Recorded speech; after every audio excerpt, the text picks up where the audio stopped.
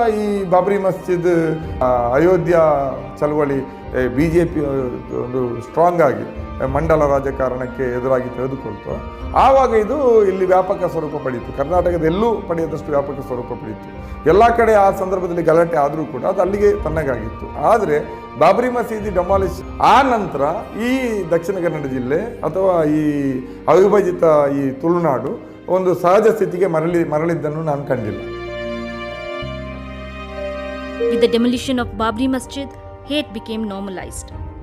2000ರಿಂದ 2020ರ 2 ದಶಕಗಳಲ್ಲಿ ಅವರು ಕರಾವಳಿಯ ಒಂದು ಅಥವಾ ಎರಡು ದಕ್ಷಿಣ ಕನ್ನಡ ಮತ್ತು ಉಡುಪಿ ಜಿಲ್ಲೆ ಸೇರಿದರೆ ಒಂದು 13% ಅಥವಾ 14% ಮುಸ್ಲಿಮರು.